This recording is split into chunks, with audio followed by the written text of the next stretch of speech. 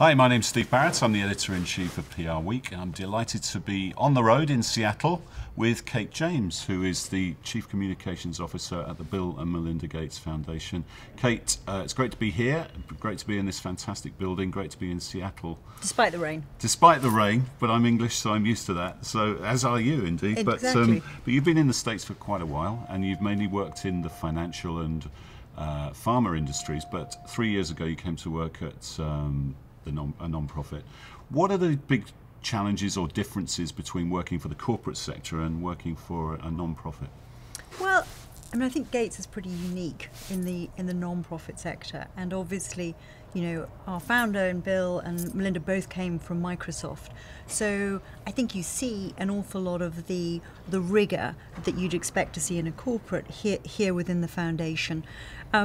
You know, I think the big shift for me obviously was the luxury of not being, you know, totally driven by quarterly results. And I think we have a unique opportunity here to be able to take a longer term view, to be able to look out over a 3-year, 5-year agenda. And that definitely, I think, makes a difference in how you think about using voice. Definitely, because these days a CMO has got an average tenure of 2.5 years, a CCO 3.5 years. So how do you build a brand? I mean, obviously you're right, it's a totally unique situation. You've got a massive brand already, but you are kind of building, so you have a big brand, but you have to explain what that brand is all about and what it's doing, and maybe rising above the noise of the celebrity of the founders to actually explain and then get to those outcomes at the end of the day. Yeah, I think it's a really interesting challenge for a couple of reasons. One, you know, when we look across the employee base, you know, we have people who come with a lot of different backgrounds. So yes, we have people from the private sector, but also we have people from academia, we have people coming in from government. So the whole idea of thinking about an organization having a brand isn't that familiar to everybody. So I think, you know, historically, we thought a lot about the reputation of the organization, but it's only really recently that we've actually started to think about the fact that we have a brand and it's a significant asset. And actually, you know, we've probably got 3 brands because, as you mentioned, you know, both Bill and Melinda, very high profile globally and have their own defined brands. And then we have the foundation brand. Is that them flying over in their helicopter as we speak? I don't think so, no. So, you know, a lot of the work that we've done over the last couple of years as we've thought about building our communications capacity has actually been about building brand capability.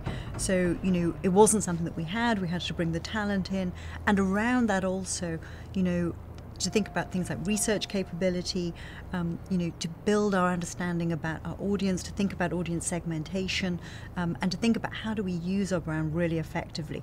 You know, historically, we'd always thought about much of our work doing it through our partners, and I think particularly now that both Bill and Melinda spend significant amounts of time at the foundation, we're also thinking increasingly about how do we support our partners effectively by using the brand and using the fact that it, you know, it inevitably generates a lot of attention and can help build engagement.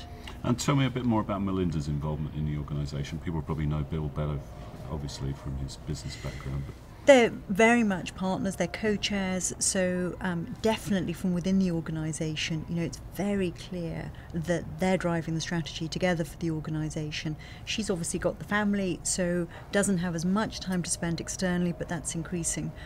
She's a huge champion for the organisation, particularly around issues relating to women and girls. I mean, last year we came out with a big commitment around family planning, the idea of providing access for another 120 million women to contraceptives by 2020. She's a huge champion in that space and super effective. So really strong asset for the organisation in terms of how she uses her voice. Yeah, and talking about objectives moving forward over the next 12 months, what are the big focuses for you, and how are you going to use comms and marketing to supercharge those objectives? Yeah, sure. So, I mean, ultimately for us in terms of how we think about communications, it's all about changing perceptions. the key audience for us is really government decision makers, because whilst Bill and Melinda's generosity is incredible, the amount that we need to spend on development today is very dependent on the big donors still committing to spend money on development. It was great to see the UK maintain its commitment to 0.7, but so UK, France, US, Germany, but increasingly looking out to other donors. So a lot of the work that we do with communications is thinking about how do we give government decision makers cover, and how do we shift public perception of spending on development. And obviously, there's been some questions about it, from thinking about, does it actually reach the people it needs to on the ground? Is it the best use of spend, particularly in tough economic environment? So a big focus for us will be around thinking about how you maintain support around development and how we use the voice to do that. And I think, stepping back from that, and you and I were talking about this earlier, originally we used to go out with our communications and it was all about creating a lot of noise about the issues. We're super fortunate to be well resourced and to have two incredibly high profile co-chairs, so we were effective at creating the noise, but in terms of the impact we were having, it was quite limited. And I think that's inevitable when you try and reach a broad public base, and we thought for a long time that we could hopefully build a global community of sustained engagement around our issues. And I think you've got to be very lucky to do that. You've got to have something like an Arab Spring happens that totally aligns your issues to capture global public imagination. So now I think we're getting hopefully much smarter and more focused, that when we think about public engagement, it's not about trying to capture the whole public. It's about looking at a small section of the public that we know are engaged and interested in our issues, and we know that we can mobilise to support the work that government decision makers are trying to do around the issues that we care about. And that's a big shift, and it's only, I think, now possible because we have a much better understanding both of our brand, but also about the audience that we're trying to target, and to really understand how to engage them effectively.